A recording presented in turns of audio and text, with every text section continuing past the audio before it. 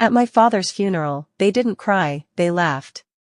My own brother humiliated me in front of everyone, mocking me like I didn't belong. But I stayed silent, because I knew something they didn't. When the will was read, everything changed. This isn't just a story about grief, it's about betrayal, truth, and a father's final words that shattered lies and restored justice. What came after was something no one saw coming. If you believe that karma always finds a way, subscribe now for more unforgettable revenge stories where the truth always wins, no matter how late it arrives. Claire Bennett, 30 years old. A muralist from Seattle. A daughter thought to be forgotten.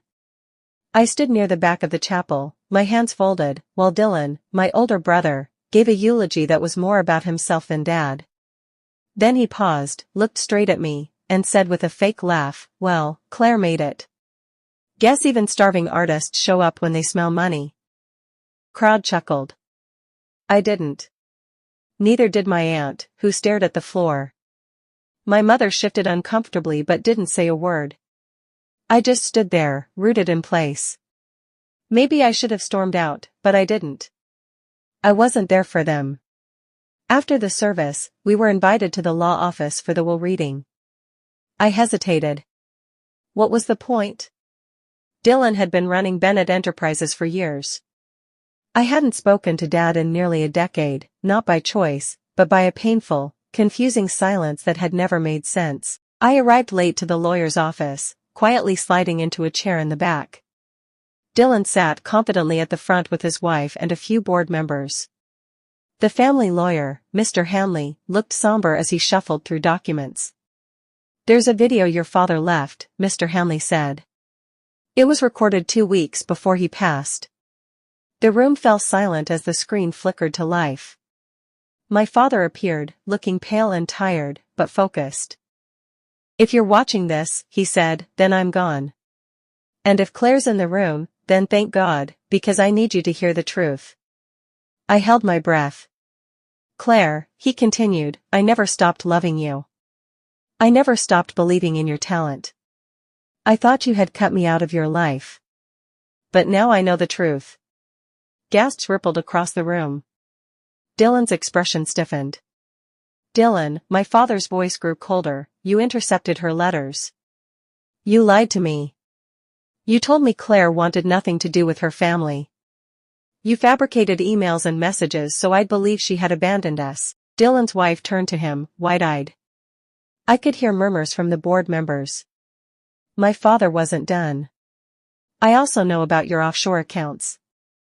The creative accounting. The company assets you funneled to your private shell corporations. You've disgraced the name Bennett." I felt a strange mixture of heartbreak and clarity. Years of confusion melted into anger, and then relief. "As for the will," my father said, "I've made my decision." The video ended.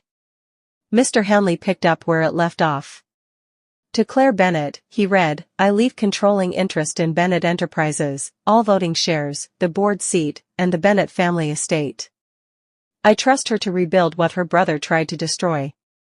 To Dylan Bennett, he continued, "I leave the lake house in Vermont. And nothing more." The room was dead quiet. Dylan's face turned a furious shade of red.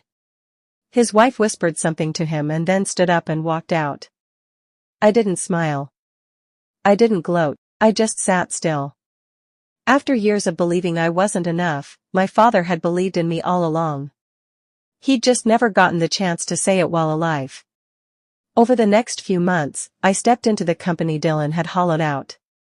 I brought in real accountants. Honest people. I didn't have a corporate background, but I had something better: vision, integrity, and grit. I didn't rebuild the business for money. I rebuilt it because someone finally gave me a chance. Dylan tried to challenge the will. He launched a media campaign to destroy my reputation. But the forensic evidence of his fraud, the recorded confession, and Dad's ironclad estate plans crushed every attempt. Eventually, Dylan settled quietly and vanished from the public eye. As for me, I still paint. My office walls are covered in my murals. I visit the lake house sometimes, not because it's mine, but because it reminds me how lies built on ego always collapse, and how truth, even when delayed, never loses its power. If you found this story powerful, don't forget to like, share, and subscribe for more real-life tales of betrayal, justice, and ultimate redemption.